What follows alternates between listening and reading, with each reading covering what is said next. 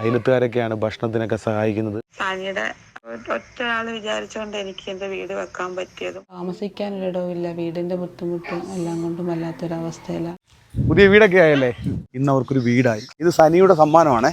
ഇങ്ങനെ പറയാൻ നന്ദി പറഞ്ഞാൽ പറ്റത്തില്ല. അതേ രീതിയിൽ എനിക്കൊരു വീടാക്കി തന്നെ സാനി ഒരിക്കലും മറക്കാൻ പറ്റത്തില്ല. നമസ്കാരം, ഞാൻ ഒരു പെരവാസ്തുലി വീട്ടിൽ പോവുകയാണ് കേട്ടോ. ഈ വീഡിയോ കാണുമ്പോൾ തന്നെ മനസ്സിലായി കാണും, ഞാൻ കുറച്ച് നാൾ മുമ്പ് ഇവരുടെ ഒരു സാഹചര്യം നിങ്ങളുടെ മുമ്പിലേക്ക് എത്തിച്ചതാണ്. ചേട്ടനെന്ന് പറയുമ്പം സ്ട്രോക്ക് വന്നു, മറ്റു ജോലിക്കൊന്നും പോകാൻ പറ്റാത്തൊരു സാഹചര്യത്തിൽ ആ ചേച്ചിയും അമ്മയും മക്കളും ഒക്കെ ആയിട്ട് വളരെ ബുദ്ധിമുട്ടിലാണ് മുന്നോട്ട് പോയിക്കൊണ്ടിരിക്കുന്നത്. അന്ന് നമ്മുടെ പ്രിയപ്പെട്ട ഒരുപാട് പ്രേക്ഷകർ അവരെ ചേർത്ത് പിടിച്ചുകൊണ്ട് ഇന്ന് അവർക്കൊരു വീടായി. ഒരുപാട് സന്തോഷം, എല്ലാവരോടും നന്ദി പറയുകയാണ്. അപ്പോൾ ഒരു ചെറിയ ഗിഫ്റ്റ് വരുന്ന കടയിൽ നിന്നും വാങ്ങിച്ചിട്ടുണ്ട്. ഒരു പെരാസ്തോലി വീട്ടിലേക്ക് വരുമ്പം വെറും കൈയോടെ വരാൻ പറ്റത്തില്ലല്ലോ. അപ്പോൾ ദേ നമ്മൾ അവർക്ക് വേണ്ടി വാങ്ങിച്ചിട്ടില്ല കേട്ടോ, കൊടുത്തേക്കാവേ. ഇത് സനിയുടെ സമ്മാനമാണേ. എന്തുകൊണ്ട് വിശേഷം? പുതിയ വീടൊക്കെ ആയല്ലേ.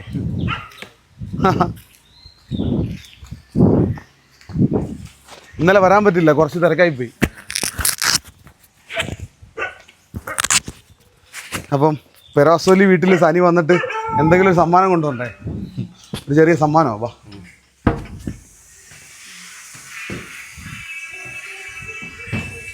എന്തുണ്ട് വിശേഷം? സുഖമായിട്ടിരിക്കുന്നോ? എത്രല്ല പഠിക്കുന്നത്? 10ല്. അപ്പൊ ഇവരറിയാവോ? നമ്മുടെ കുക്കർ അടിച്ചോണ്ടിരിക്കുകയാണ്. എന്താ ഇറച്ചിക്കറിയാണ് വെക്കുന്നത്? മലക്കറി. Okay okay. ഞാൻ കുറേ നാളിന് മുമ്പ് ഇവരുടെ ഒരു സാഹചര്യം നിങ്ങളുടെ മുമ്പിലേക്ക് റിപ്പോർട്ട് ചെയ്തതായിരുന്നു. അപ്പോൾ എന്തായാലും ഇന്ന് ഇവർക്കൊരു വീടായി. അത് കാണാൻ കഴിഞ്ഞതിൽ ഒരുപാട് സന്തോഷമുണ്ട്. അപ്പോൾ ദൈവത്തോടും നമ്മുടെ വീഡിയോ കാണുന്ന എല്ലാവരോടും ഹൃദയത്തിൽ തൊട്ട് നന്ദി പറയാണ് കേട്ടോ.